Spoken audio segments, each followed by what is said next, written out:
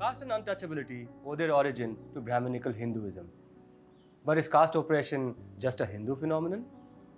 Here, caste relations are couched in a religious idiom. Whether that religion is Hinduism, Christianity, or whatever, that doesn't matter. India is about are you a Brahmin or not, and then Tamil Nadu is all about are you a non-Dalit or a Dalit. So the religion is not a problem here. They say there is no caste in Christianity or in Islam, but is there caste among Muslims and Christians? If not, who then are the Pasmanda Muslims? Who are the Dalit Christians? Who are the Dalit Muslims? You cannot call Malcolm X white because he became Muslim. What happened to those communities who converted out of Hinduism in search of liberation? You let this person sit in front of me, and next day Emmanuel Segrin is killed along with a lot of people, and everybody are Christians. It's a threat.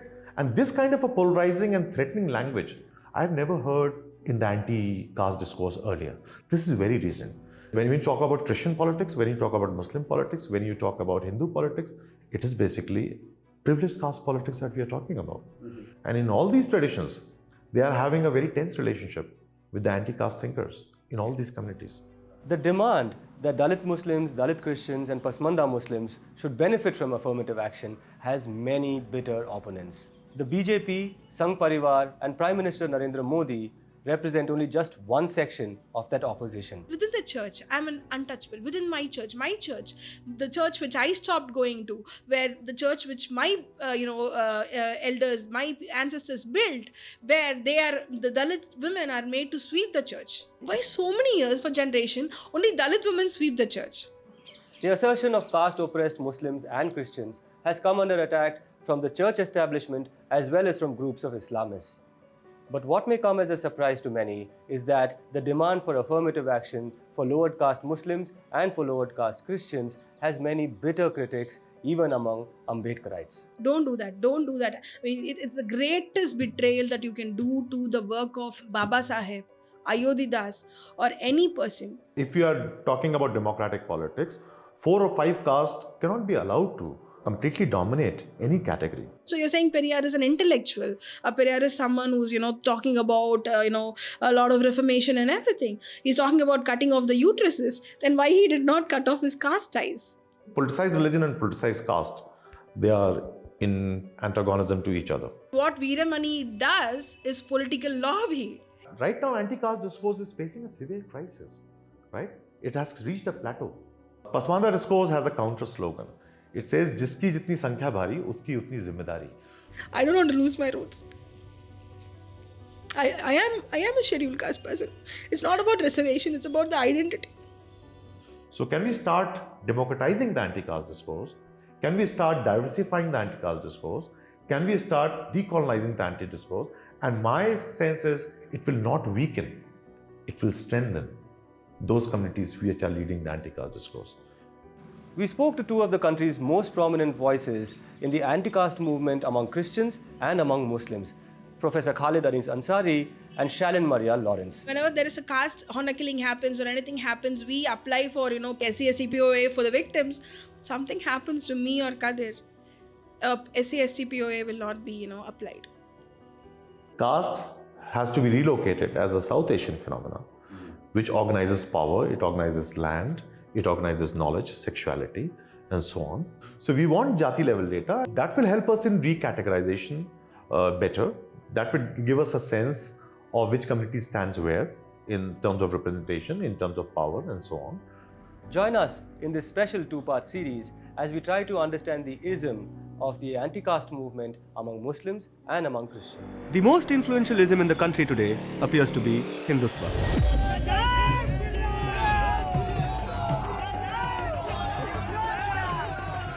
It has taken a long time for this ideology to come of age. But what happened to the other ideological movements that began in the early 20th century? The RSS will turn 100 years old next year, but so will the Communist Party of India.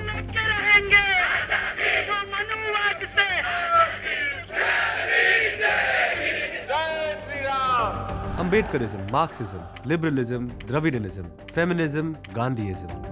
What role are these great big isms of the 20th century playing in the 21st century? What relevance do they have today? I have a dream. I'm an atheist in the same way as I'm an leprechaun. Why have there been casteism existing in the country still today? Feminism, by definition, is the belief that men and women should have equal So the rights. nature of the system is to be as mean and rotten as you can, to try to maximize profit. The national elections are around the corner, and what better time than now to talk about isms? I'm Sudipto Mondal, and welcome to this special election series of What's Your Ism? Hello and welcome to yet another episode of What's Your Ism? Today I am going to introduce you to one of the leading scholars of the Pasmanda movement in India, Dr. Khalid Anis Ansari, who is also an associate professor of sociology at the Azim Premji University. Dr. Ansari, thank you so much for joining us. Thank you so much for How are you having me. doing? The weather is like really Yeah, horrible absolutely. in Bangalore. It feels very much like Uttar Pradesh. So. Very much like Uttar Yeah. Pradesh, and the discussion, the political discussion now is also very much like Uttar Pradesh in the rest of the country. Yeah. And that's why we're having this discussion, right? Professor Ansari, I think the best way to introduce you is to break it down by way of your haters. Okay. You have haters, of course, among the Hindutva crowd. You do have haters and critics among Islamists and Muslim scholars, and also a section of the Ambedkarite Hindu Buddhist scholars or activists, voices, whatever. We'll leave that a little open. But so to introduce you, let me start with, why does the Hindutva crowd hate you? I don't think it's a personal hatred. Since I work on the Pasmanda movement, and Pasmanda discourse, it is still not a legitimate discourse. So if you look at the Hindutva discourse, it works with a very strong sense of Hindu-Muslim binary, right? So because of the strong animus against the Muslim identity, so anyone who is even a Pasmanda, so their Muslim identity is foregrounded in the Hindutva discourse. So again, I think that animus comes from that. When we come to the Muslim politics, obviously the Pasmanda discourse is seen as divisive. So caste as dividing the Muslim community. Where there is a lot of genuine insecurity that has been created by the rise of Hindutva, and there is this criticism that humko baat kyun rahe ho, why are you dividing Muslims? Is that where it's coming from? Yeah, that is one sense that Muslims are under siege, but it is not new. So it has been there since the late 19th century. This notion of Muslims under siege and so on, that has been there. And there's been this hostility towards the Pasmanda movement is also actually pretty old. It is not a product of the Hindutva movement, No, is it? not at all. So, Not at all. how far back does it go? So when we talk about the Pasmanda movement or anti-caste mobilizations within Muslims, so we talk about the two waves, right? So the first wave is pre-partition. So it starts from 1910 or so and comes down to 1947. So there were, a lot of Muslim caste associations of the weavers, the Julahas, the Qurayshis, the butchers, Qasais. And all this is happening in 1910 onwards. And which part of the subcontinent? Mostly Bihar, Bengal. So for example, the Moment Conference, which was the main organization, lower caste Muslim main organization, it started in Calcutta in 1926, right? So parts of UP, Bihar, it's mostly these regions, Bengal, because there's a lot of migrant labor in Bengal from Bihar and also from eastern parts of Uttar Pradesh and so on. So I think that is The first wave, you mean? That is the first wave. So even at that point of time, so our main leaders, Abdul Qayyum Ansari, Maulana Asim Bihari and so on. At that time there was no online trolling, but they were trolled in newspapers, in journals and so on.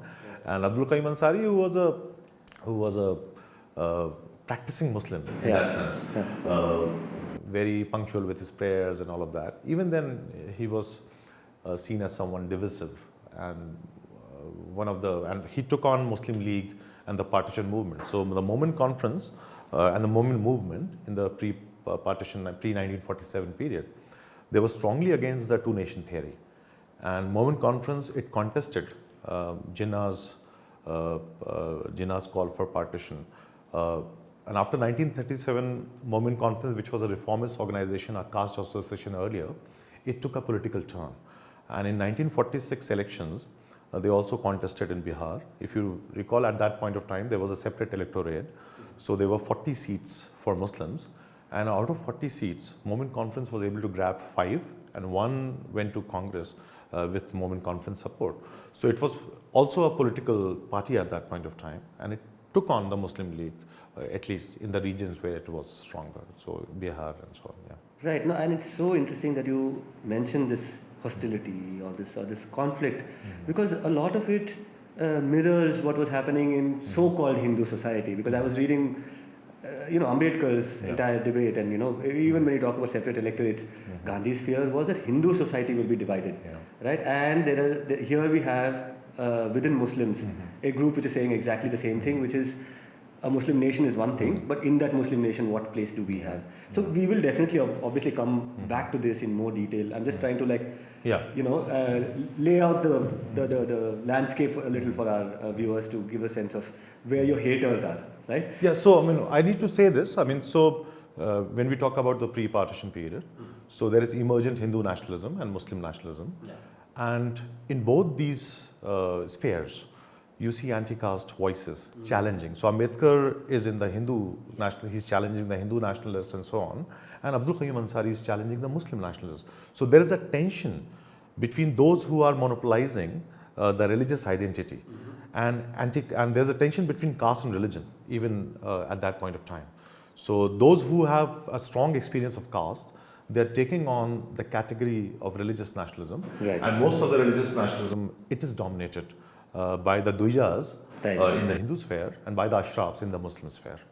So the Muslim League movement interest in erasing the conversation around caste. Absolutely. People who have no interest in erasing caste, but who want to erase the conversation around caste. Yeah. Now, the third category of your detractors, haters is too strong a term. I'm using an online term, but these detractors come from the Ambedkarite tradition. Right. I'll let you explain where exactly their critique is coming from, and some of it may be even unfounded, let's say, but it has received a sort of a lift. There is a certain section among Ambedkarites and some others, amplifying the points that Modi made recently in the context. And see, this show is not about elections, Professor Ansari. It's about isms, it's about ideologies, which I suppose are relevant in the context of the elections. But I suppose these are questions which will be relevant going forward for the next 50 years too, right? So nevertheless, in this election, you must have noticed question of Muslim reservations and how a small section of so-called Ambedkarites came and amplified that thing, right? Now, where is that coming from? I'll let you explain. I have some questions about that as well, but where do you think that's coming from? So again, it's a complicated question, but I could discuss this with 3 broad themes. So one is how we frame and interpret caste in general. So once we try to discuss that, then obviously there's an orthodox view which sees caste as a Hindu phenomena, right? And if caste is a Hindu phenomena, then obviously caste within so-called egalitarian traditions like Islam and Christianity, it becomes an anomaly, right? So, and this is a very dominant view. So it sees that with subsequent Islamization or Christianization, the Muslims and Christians may be able to transcend caste because it is primarily a Hindu phenomenon. This is a very orthodox view, which is shared by also most nationalist thinkers, also anti-caste thinkers. In contrast to this orthodox view, there is a minor Hindu and Buddhist anti-caste thinkers. Again, it gets a bit complicated because many Buddhists and many Sikhs, they are running with the hare and hunting with the hound, if I can say that. But again, we can come back to it later because again, there are all kinds of tensions between the Abrahamic and this Indic distinction at the one hand, and on the other, even the various tensions within the Indic faith family, right? And this distinction in itself is a very politicized distinction, right? It's a complex thing. Probably we'll go into that later. But where this is coming from is that if caste is a Hindu phenomena, obviously it's an illegitimate category within Christians and Muslims, right? So that is, and there is a heterodox view which is a minor view, but it says that caste is a South Asian phenomena. It should be seen as a principle of social stratification, as a principle of political economy where land relations, power and so on are central. In that sense, caste should be seen as a complex where the political economy and ideological factors, they are seen as an articulation, right? So if it's seen as a South Asian phenomena which controls land, power, sexuality, knowledge and so on, irrespective of religious. So all religions are legitimizing that. Right. So Islamic production, religious production in India, it legitimizes caste.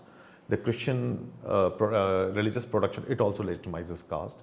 So here caste relations are couched in a religious idiom. Whether that religion is Hinduism, Christianity or whatever, that doesn't matter. So this is the heterodox view. Obviously in the mainstream Ambedkarite discourse, it is the orthodox view which is dominant.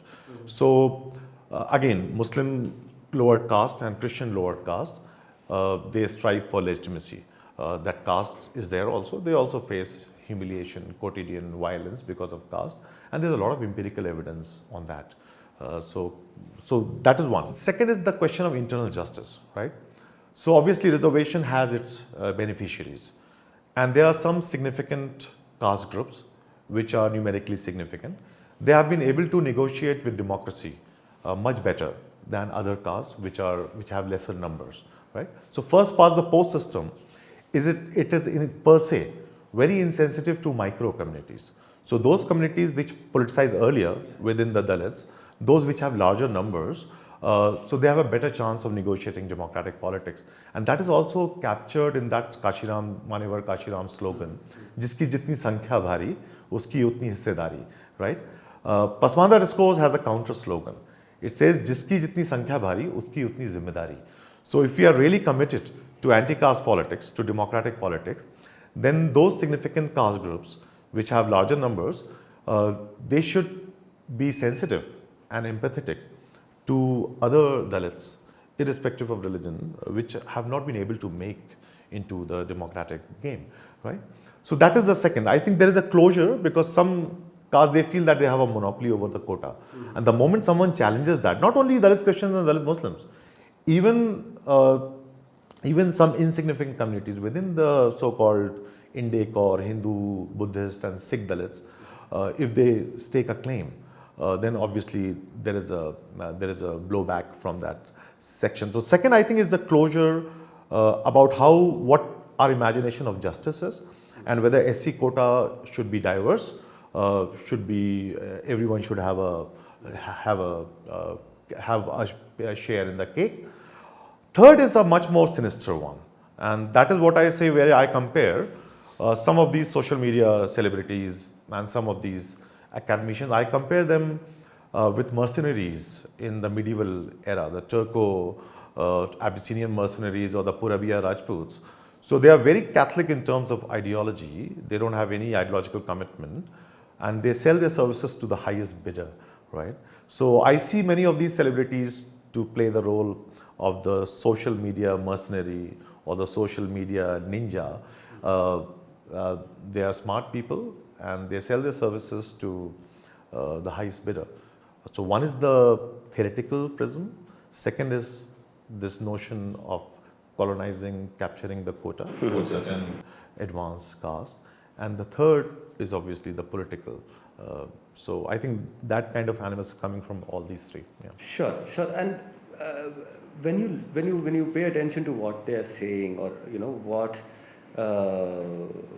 what they want to evoke in somebody, I suppose to a great extent the message seems to be that your share is under threat. Mm-hmm. And that, like you said, you quoted Kanchiram, that need not be, right? What was the term? My Hindi sometimes fails me. Jiski jitni sankhya bhari, uski utni hissedari. That is Kashiram. Which means in proportion to your population, you will be represented. In a situation where there is a barrier to your participation, there is an artificial system that is created to promote your inclusion, right?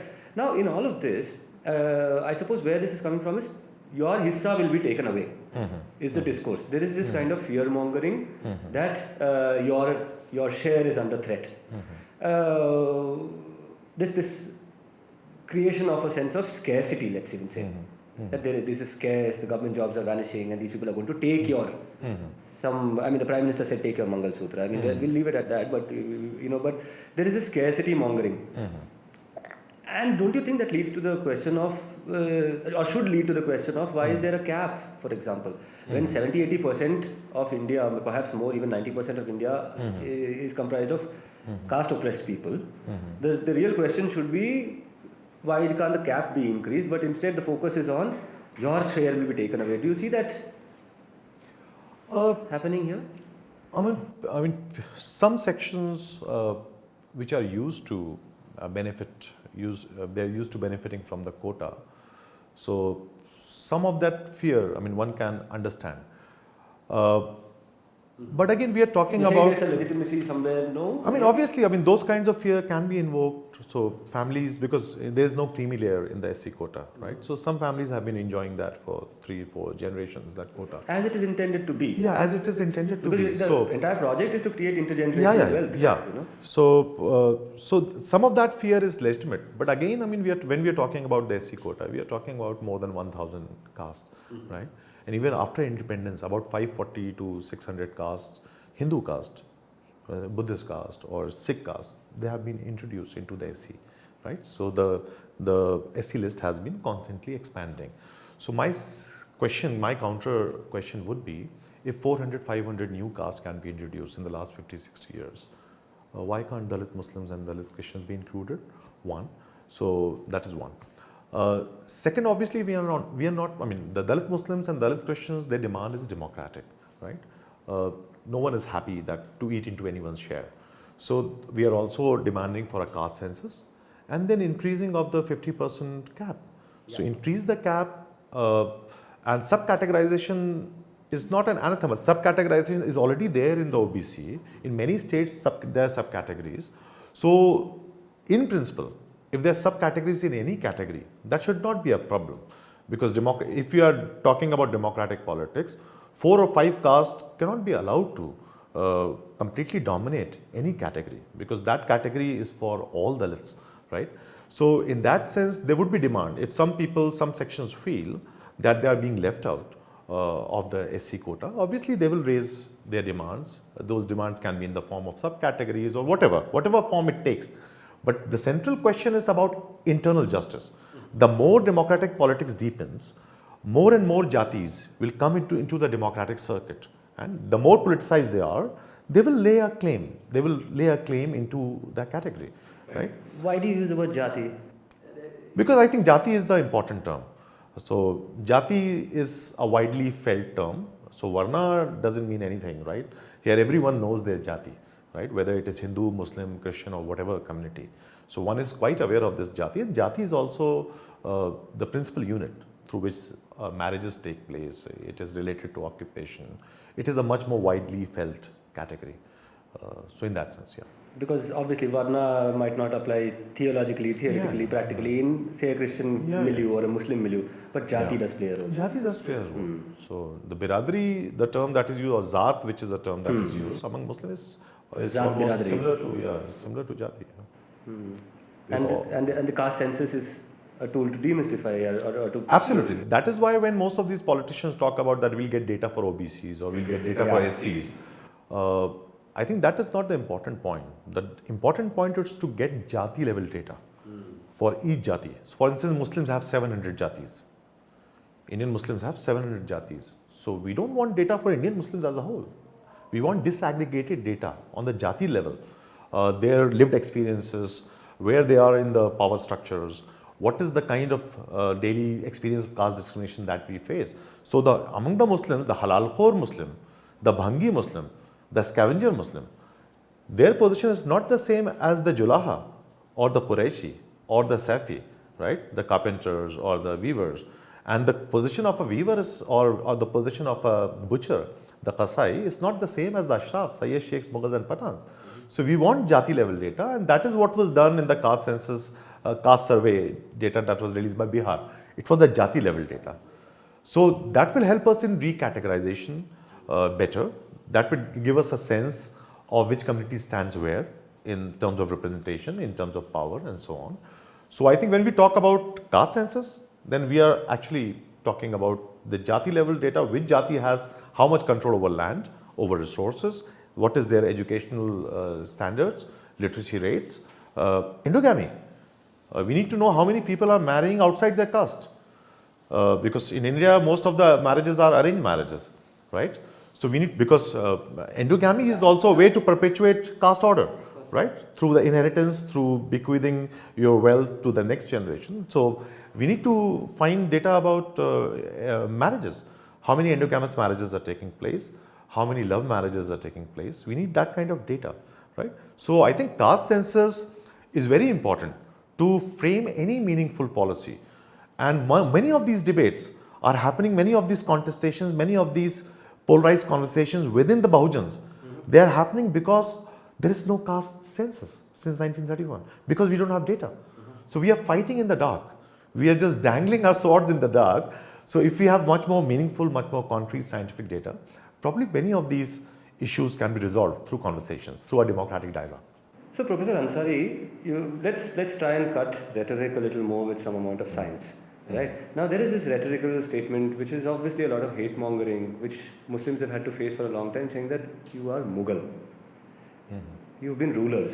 And now recently some of the people who've been amplifying Modi have been saying that there is no moral justification for a demand for affirmative action from Muslims because you've been rulers. You don't have moral justification that you're Mughals. Right. Can we go into South Asian history and really actually look at the Mughals? And I remember you talking in the past about the distinction between Mughals and the majority Muslims of the subcontinent. Right? Where does science help us understand this? I mean, we have anthropology, we have history. You tell me. If you look at the South Asian Muslim society, so there are 4 broad status groups, right? So first are the Ashrafs, which are the elite Muslims, the privileged caste Muslims. And there would be caste groups like Sayyid, Sheikhs, Mughals and Pathans. So Mughal would be one jati within the Ashrafs, right? So that is one. The other 3 categories are the backward Muslims who converted from Shudra caste earlier. Then they existed before the Mughals came? Yeah. So or any of these rulers? Absolutely. Before an Islamic ruler set up shop in subcontinental Asia, there was already a very large Muslim population. So there are 2 waves. So the Mughal Sultanate, before that there was the early Delhi Sultanate period. That is where conversions happened. And they kept on happening, I mean, with varying intensity and so on. I mean, to go into conversions, it's in itself a complicated, complex debate.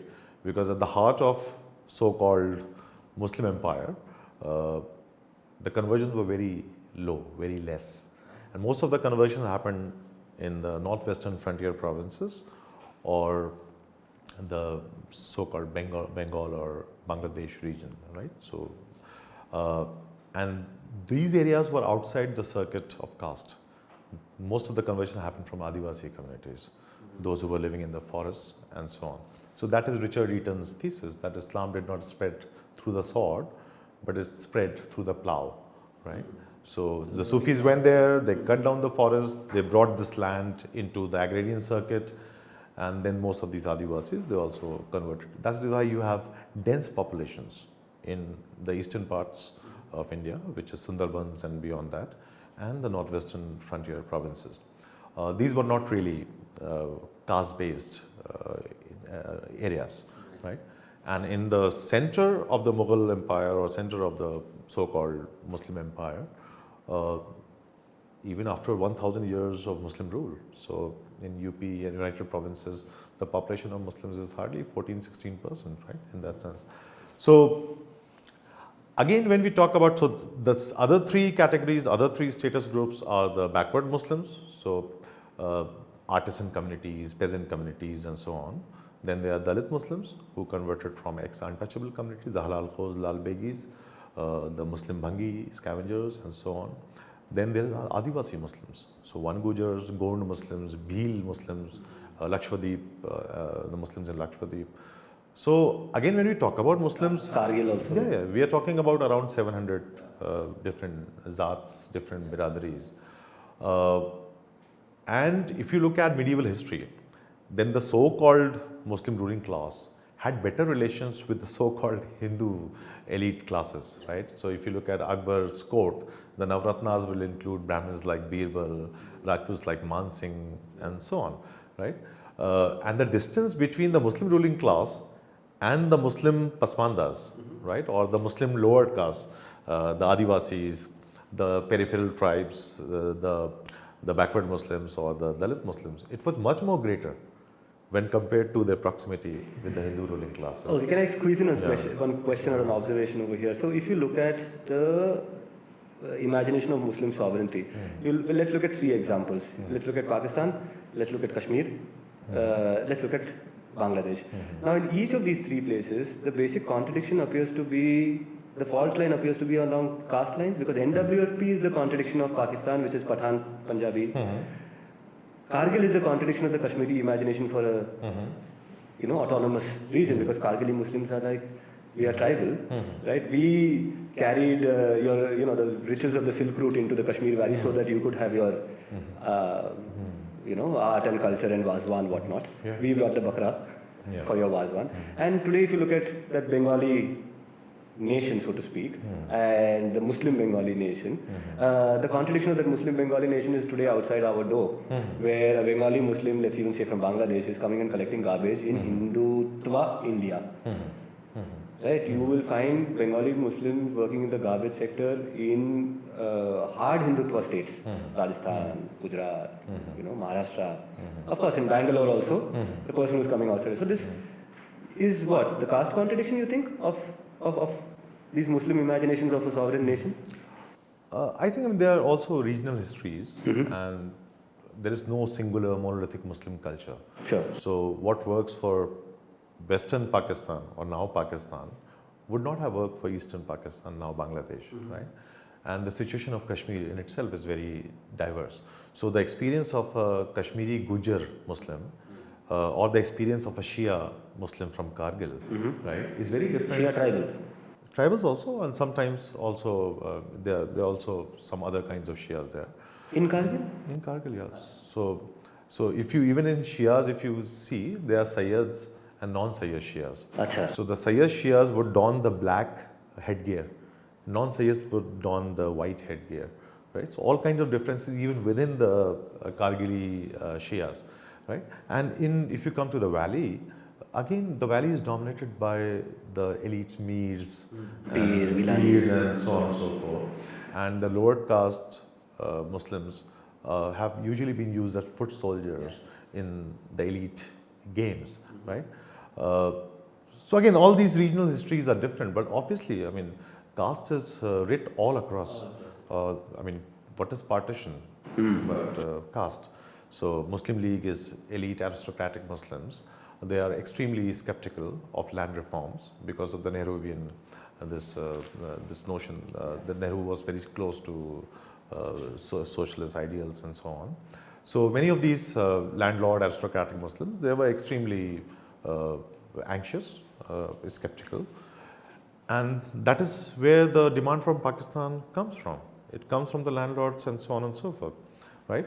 And it is usually the Aligarh elite, those who studied in Aligarh Muslim University, that campaigned extensively for this independent nation of Pakistan, right? On the basis of religious identity, this notion from this movement from a community to a nation, right? It has an interesting trajectory, but it's very clear this nation is crafted to satisfy the power urges of the Ashraf Muslim aristocratic classes, usually from UP and Bihar, right?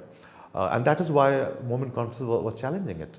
Abdul Qayyum Ansari, he was challenging it. He was from Bihar and originally from UP, but he's worked in Bihar. So again, that is one of the contexts.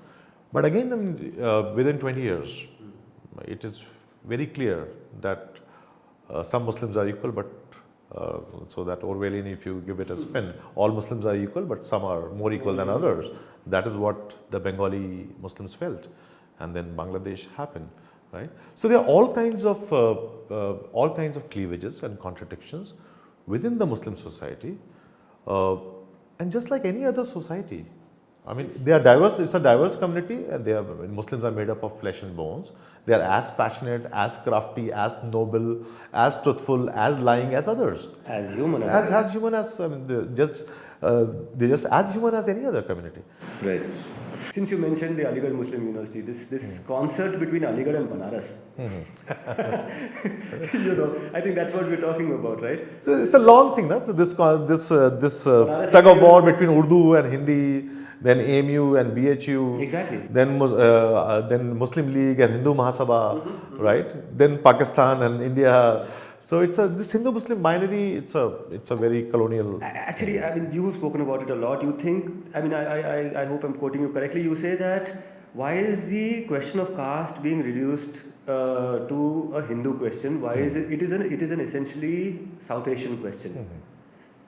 Now I'm throwing that to you back. And what do you mean by that? And why do you think there's greater need to look at that? I mean, if you look at before late colonial, pre-colonial period, so I can refer you to Norbert Peabody's very interesting essay.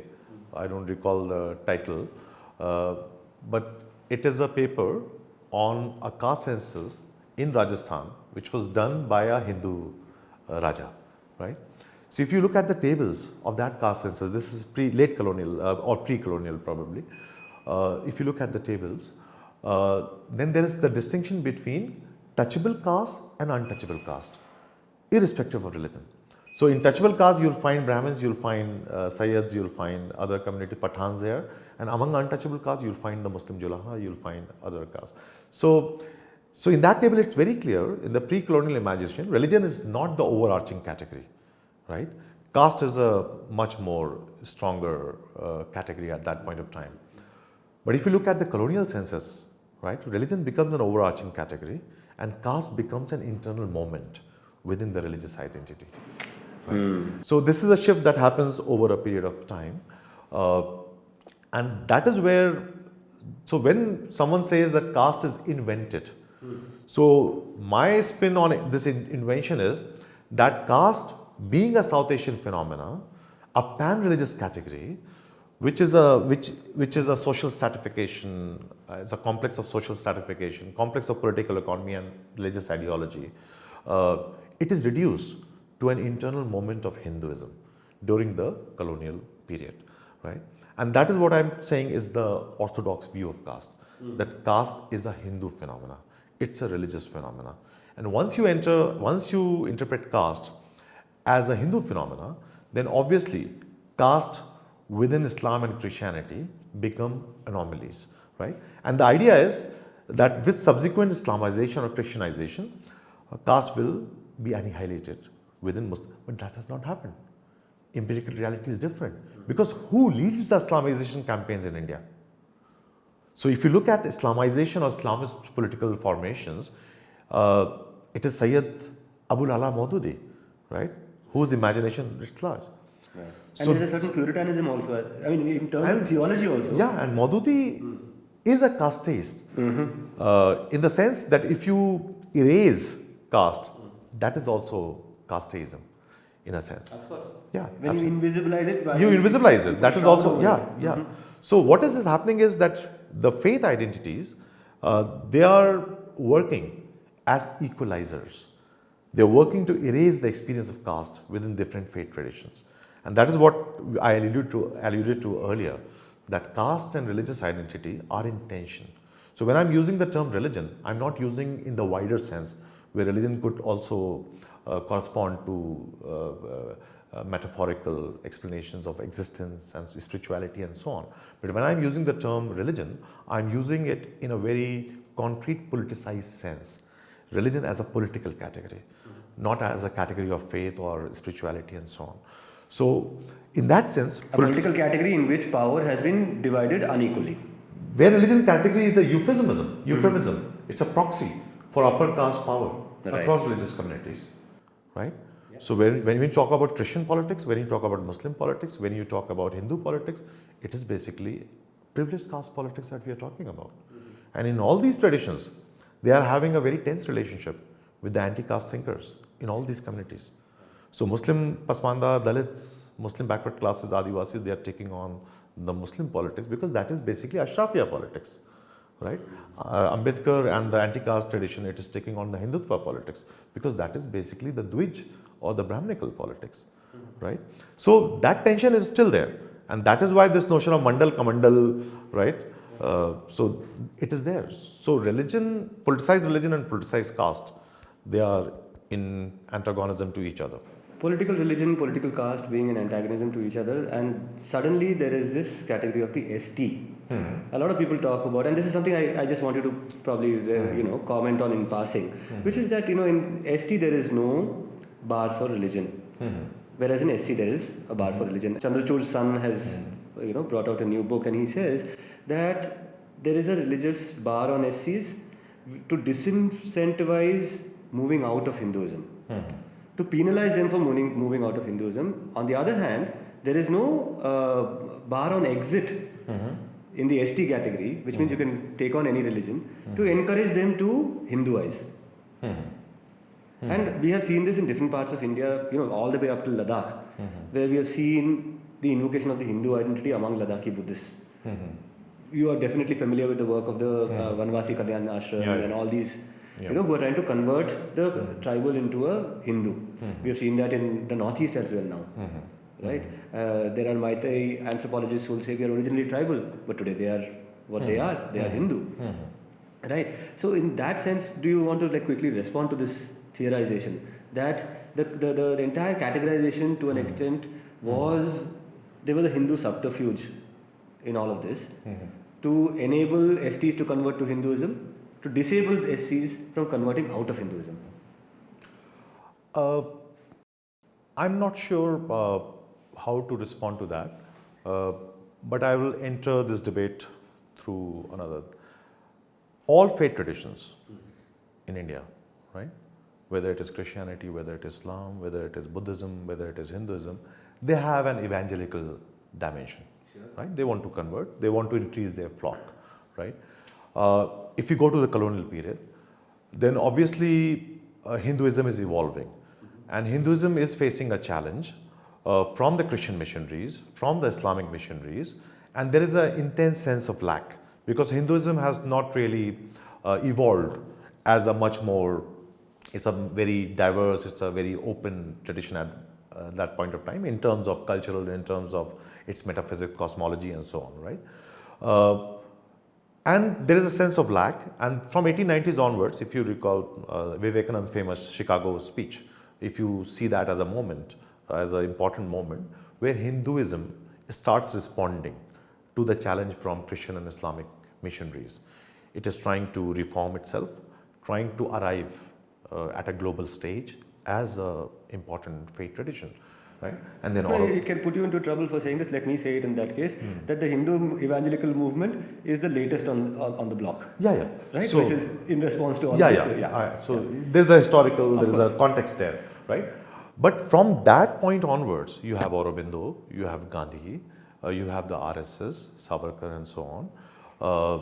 Then very recently, 2014, you have a very important text by Anand Rambachan, who is a Fiji scholar, theologian, works in the US. He wrote Hindu Theology of Liberation, right? And what is annihilation of caste? Annihilation of caste is a challenge that Baba Sahib is posing to the Hindu reformers. Can you reform Hinduism or not, right? That is the broad discussion. And many of the Hindu reformers have taken that challenge. They are trying to reform Hinduism, making it much more inclusive, much more egalitarian and so on and so forth. Whether their motivations are sincere or not, I am not in a position to say. But what I have seen in the last 120 years is that Hinduism has reformed itself. It has become much more Semitic in that sense. It is now in the image of the Abrahamic traditions, right? You have a central prophet, Lord Rama, right? You have a certain kind of a community, the Sangha, and the RSS is very open to people from all castes. And from 1978 onwards, they also opened the Shakha to Muslims and Christians. That is Deoras from 1978 onwards, after the emergency, right? So in the Shakha, there is a semblance of some equality and so on. So, and now they are also converting. So the Adivasis that you're talking about, so there is also a process of evangelical and that. So in that sense, the Hindu religion has evolved, and every religion is dynamic because religion are not cast in stone. They are allegorical, they are metaphorical, and they will be interpreted differently in a different context, right? And religion cannot be only understood in abstraction. They have to be understood in their relationship with the state, in their relationship with the political economy, and it's a dynamic field. So now my question is that all religions, I mean, the constitution gives us freedom of conscience, right? Everyone has a right to spread their faith tradition. Everyone has a right to convert, right? Hinduism is now a much more confident tradition than it was, say, 100, 120 years back, right? It's a global tradition. They have now, it's a proselytizing tradition. You have branches in US and so on and so forth. A lot of theoretical work, a lot of theological work has been done. So one thing which I'm saying now in terms of the conversion debate is that Hinduism and their champions, they need to decolonize themselves, come out of that lack. They need to feel much more confident. And also, if conversion is happening like it is being alleged, or in some cases it is also true, through say some allurement or through some coercion or force, then most states have strong anti-conversion laws. Isn't it? This has happened last year, probably when the debate was on one of the Ambedkarite channels. He compared the Dalit Muslims with the cookies of Manipur. Saying? In the sense that if you raise this demand, we'll treat you like cookies. It's a threat. And this kind of a polarizing and threatening language, I've never heard in the anti-caste discourse earlier. This is very recent. There were always differences of opinion. People have differences of opinion within the anti-caste camp, right? But this kind of a language, which a very strong polarizing tone, it is very recent. I don't know how to explain that. Is it because of the new ecosystem, the Hindutva ecosystem, or whether that is the language in which social media operates? That is the language which is available to those who move in the attention economy. I'm not sure how that works. But this language from anti-caste people, from anti-caste intellectuals and social media celebrities, this language is very new for me. I don't expect people who are fighting for justice, who are in the anti-caste discourse, to use that kind of a strong language against one of the most marginalized communities, which are Dalit Muslims and Dalit Christians, right? So again, this is something I'm not able to figure out what exactly is happening. So Shalin was bringing my attention to something very important. You know, she said, firstly, I mean, there are people who have said, you know, what is the anti-caste in Christianity, right? And you can answer that theologically, or like Shalin did, you can answer that in terms of historical fights that Dalit Christians have fought, right? And she was talking about from the time of Emmanuel Sekharan and all of that. And then she brought attention to the people who are at the moment fighting atrocities in Tamil Nadu. You have someone like a Kadir, I don't know if you've heard of this name, Evidence Kadir, Shalin herself. And she's like, we are going to some of the most dangerous places in Tamil Nadu to fight for the rights of Dalits who've been victims of atrocities. In many cases, these Dalits happen to be Christian. In our case, if something happens to us, we can't even invoke the Atrocities Act. And that actually set me off in a completely different direction. And the real question that comes out of that is, it's not only about share in the pie, right? It is about addressing questions of life and limb. It's about addressing questions of humiliation, of dignity, of self-respect, right? So how much of that is applicable in the Muslim dynamic? The question of humiliation, the question of violence. And violence, of course, I mean, we don't want to look at the dictionary sense of violence. You know that violence can come through frameworks, violence can come through many ways, not necessarily cutting and chopping, right? How does, if they were to be a Dalit Muslim category, let's say. So, I mean, Dalit Muslims or even Pasmanda Muslims in general, they face two kinds of violence, right? One is the communal violence, because when communal riots happen or lynchings happen, then most of the victims in communal violence or in lynchings, they are the Pasmanda Muslims, right? Because if you complicate it further, complicate communal violence through space, Where does this violence happen? In slums, right? Where the poor Muslims live. And who are the poor Muslims? There's a strong caste and class correlationship. So most of the poor Muslims would be Pasmanda Muslims. If you complicate that with occupation, for example, most of these lynchings around cow, right? So not everyone is lynched. So the Qurayshis, those who deal with cattle, right? The Meo Muslim, Mewati Muslim, the Qurayshis, sometimes other lower caste, the Ghosis and so on. I think they are victims of this lynching, right? So Dr. Ambedkar, I mean, he was very insightful. He said that on a quotidian level, every Hindu lives in their caste community. It's a divided house. It is only during the communal riot when a lower caste becomes a Hindu, right? Or Hindus become unified. That is what works for Muslims also. The life of Muslims, it's a heterogeneous community. It's not a monolithic community.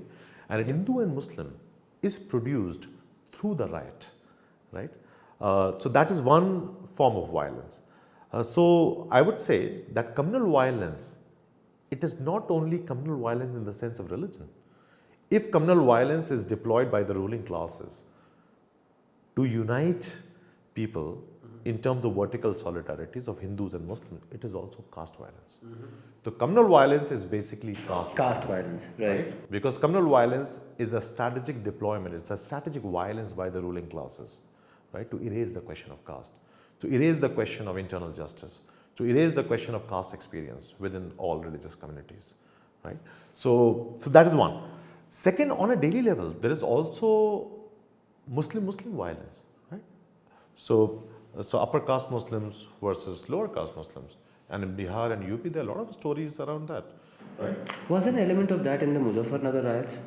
Muzaffarnagar riot is again a communal violence. It's a Hindu-Muslim violence. But again, if you look at the role of the Jat Muslims in Muzaffarnagar. That's what I'm saying. So if you look at, so this is again something in the Pasmanda discourse. So most activists say that Muslims, the elite Muslims, the upper caste Muslims, they offer the starter yogurt, right? Jolan, that is the word that. So when you prepare curd, okay, so you add a starter yogurt and then the curd of communalism is created. So the idea is that the Hindu upper caste and Muslim upper caste, they are complicit in this violence, in this communal discourse. In stoking it, triggering it, sparking it. So that is what happened even in Muzaffarnagar. There was a huge discussion in one of the mosques, outside one of the mosques, in a Jummah prayers. And that is when the Jat Mahasabha and all of that started. So these mobs, they did not touch the mohallas of Mule Jats. They did not touch the Gujar Muslims. They did not touch the Pathan localities. Who got lynched? Who got victimized in this violence? The Teli Musalman, the Julaha Musalman, the Hajjams, the Nais,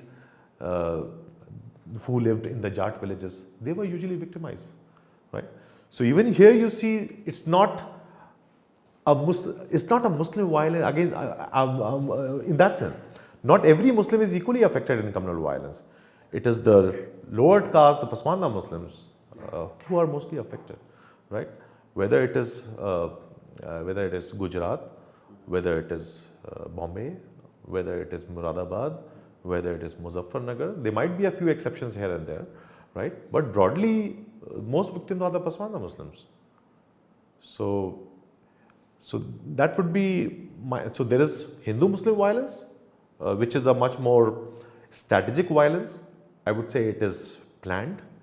It's a planned kind of violence, and that is how the Hindu and Muslim is produced on a quotidian level through the riot. And then there is Muslim-Muslim violence, Hindu-Hindu violence between elite caste and lower caste within Hindus and within Muslims, which is much more quotidian. It is much more organic. Right? I would distinguish between these two kinds of violence, but in both kinds of violence, it is the lower caste who bears the brunt, it is the lower caste who is used as a foot soldier, and so on. Okay, I just wanted to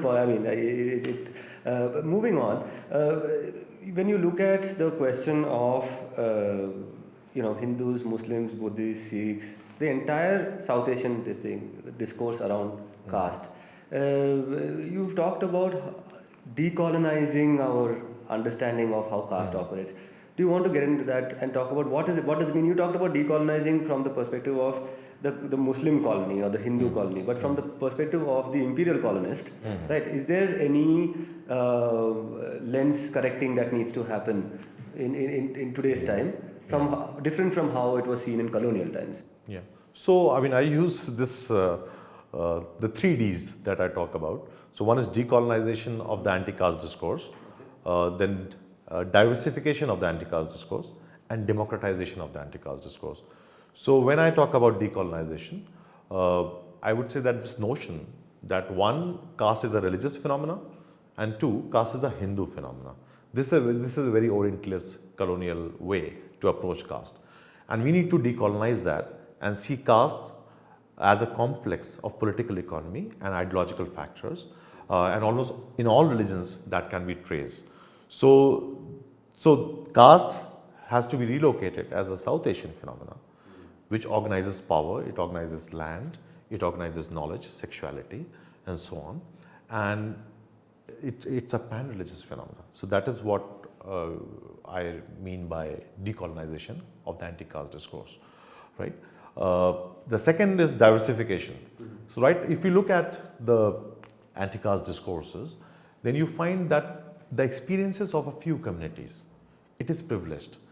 And for example, the experience of Kashmiri Dalit, right?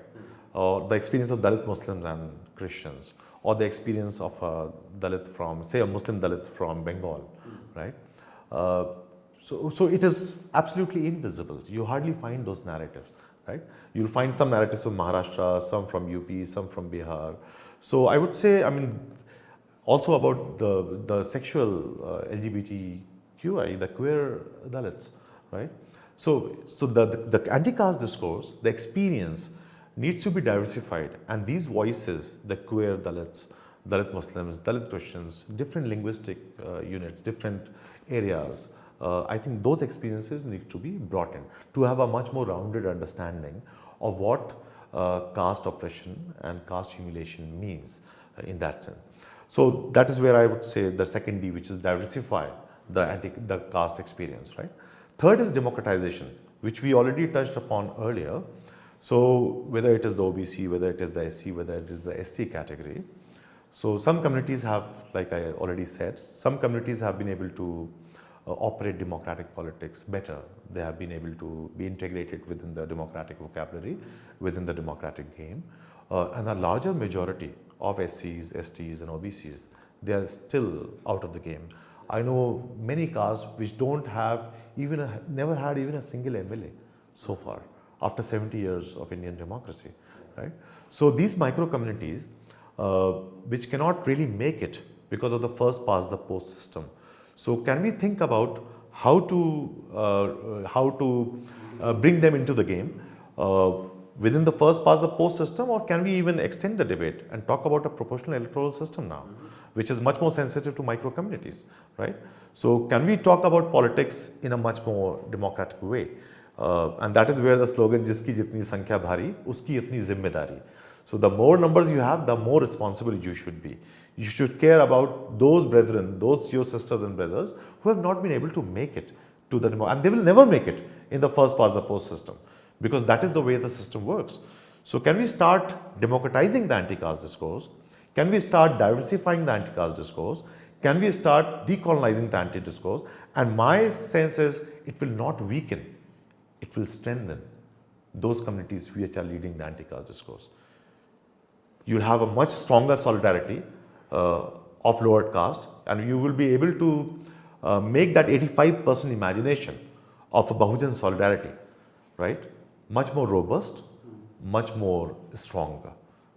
Decolonize, diversify, democratize. And this you think can break, not break, but help us evolve from the colonial conception of caste? Yeah, colonial, also post-colonial. Post-colonial. So there are closures. And right now, anti-caste discourse is facing a severe crisis, right? It has reached a plateau. All the old political parties, they don't have any clue. BSP does not have any clue. Even the other regional parties, they are clueless. Those who were associated with anti-caste politics.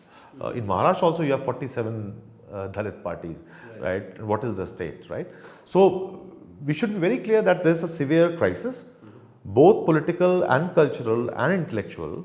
And I think if we start thinking about these three Ds, right, within the anti-caste discourse, that will give us a window through which to re-articulate the anti-caste politics for the present. Right? This spiral which started, the spiral of social justice which started from 1990s onwards, because of the Mondal movement, it is now done and dusted with. Right? It is no longer working. Right? Because of a strong elite capture, because caste politics or anti-caste tradition was simply reduced to electoral arithmetic, to electoral politics, and the cultural knowledge questions, they were absolutely sidelined. And now the young people from the lower caste communities who are studying in universities and so on, I think they are thinking very creatively. And within a few years, I'm very hopeful, I anticipate a new spiral of social justice politics, which will be very sensitive to these three Ds. And I think they will expand the anti-caste discourse. And there's nothing to be skeptical about. Because if we are talking about justice, if you are talking about anti-caste politics, it is not just for a few communities. It is about 85% of the Dalits, Bahujan, Adivasis across religions, and this is also the working class. This is also the unorganized workers, these are also the artisans, these are also the peasants, and these are also the working class. So if we have to have any sense of a democratic imagination for the future, then we have to talk about some of these closures that we have. Okay, but the reason I kind of came back to this 3Ds question, I wanted to ask you now, I mean, that's quite a projection, and it seems like a logical projection going forward. You see another round of mobilization, a new discourse emerging from the universities, and you know that. Tell me, how much of a hit did the 3Ds take with the failure of Jogendranath Mondal? The question of caste among Muslims, right, is something which was central to not just the politics of Ambedkar and what became India, but also to that of a person called Jogendranath Mondal, who was in the Muslim League, who went into Pakistan thinking he will do what Ambedkar did in India and expose those contradictions in Muslim society in Pakistan back then. And of course, that he came back a heartbroken man back to India. That failure to establish that social justice discourse in Muslim Pakistan, how much of a hit do you think that was on the... So it's a strange coincidence of history that independent India and Pakistan, both their law ministers were Dalits. Dr. Ambedkar here and Jogendranath Mondal there, and both were heartbroken because the way the Dujas treated them here or the Ashrafs treated them there, right? So I would say the critique of Jogendranath Mondal against the Muslim League or Pakistan politics, it's a critique against Ashraf imagination. So Jogendranath Mondal is struggling with the Ashrafia imagination there, just like Dr. Baba Saheb is struggling with the Dvija imagination here. Right? So that is one. But again, I see a closure in both Baba Saheb and Jogendranath Mondal. Baba Saheb clearly in Pakistan or partition of India, he clearly states when he is discussing about castes within Muslims, he clearly states there that Muslims not only have caste, but they also have untouchability. He clearly states, but does not take it to the logical conclusion. Right? He is still entering Muslim politics as a separate community, despite he being very aware. And I understand why is he doing that. It's a particular context. Similarly, Jogendranath Mondal. So he's dealing with this Muslim League, Ashraf elite, which are absolutely casteist to the core, right? And the violence that happened, I mean, he bore the brunt, whether Dalits in West Pakistan or Dalits in East Pakistan, they were at the receiving end, and they were heartbroken. So because they had thought Islam would be like that, or Muslim nationalism is probably better than Hindu nationalism, but it's just the idiom, right? So Islamic vocabulary could be different from Hindu vocabulary, but both are extremely casteist in the South Asian tradition. And this is what people learn from their own experiences. Many Dalits have not yet learned that. They are still seeing Muslims as a unified community, Muslim as an undifferentiated community. That is why this notion of Dalit Muslim alliance, right? So Dalit Muslim alliance happened earlier during the partition. What came of it? Because Dalit Muslim alliance is basically a Dalit Ashraf alliance. Because who dominates Muslim politics? The Ashrafs dominate Muslim politics. And the Ashrafiya imagination is as casteist as the Duija imagination. If you look at Ashrafiya discussions, they would crack as many jokes regarding Dalits. They would have a very humiliating understanding of what Dalits are, just like the Duijas. So there's hardly any difference. Just to change your cloth from saffron to green or green to saffron, the class is the same. The social stock is the same. The strategies and logics which that classes uses in order to consolidate power and reproduce power, it is same. Purity, impurity. Yeah. Violence. Wherever they are strong, they use violence to reproduce the caste order. Right? So if there is an inter-caste marriage, the Ashrafs would be as brutal as the Duijas.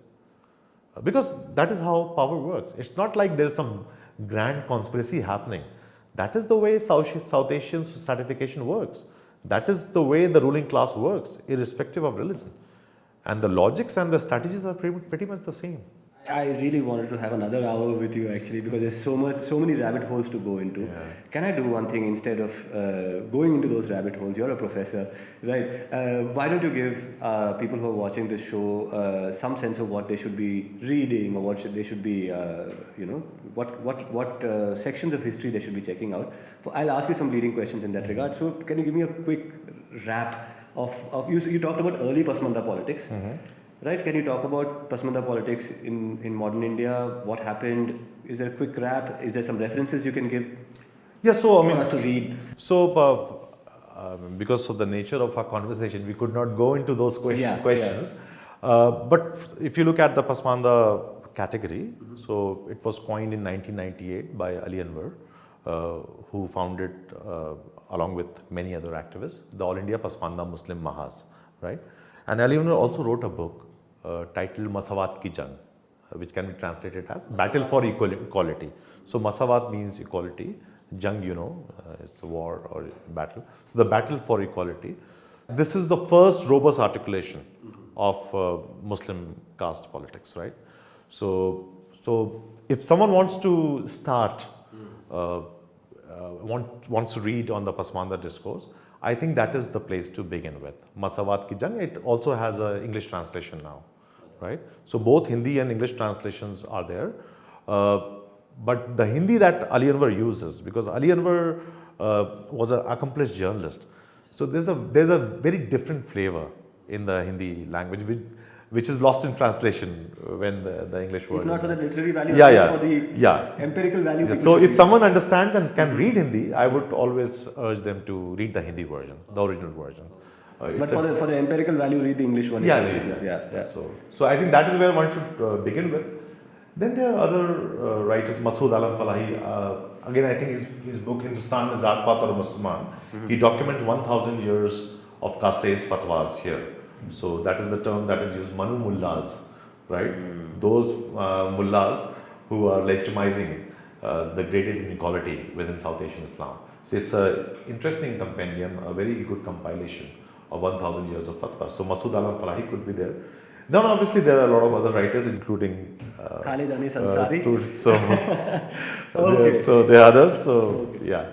Okay, and do please read Khalid Anis Ansari. I wish I had more time with you, Professor Ansari, but that's all the time we have. That was Khalid Anis Ansari and his ism. Some of you would have agreed with him, some of you have disagreements, I'm assuming. Please do write in with your comments. That's all we have for you today in this episode. See you next time. Thank you. Thank you, Sudipto. Thank you.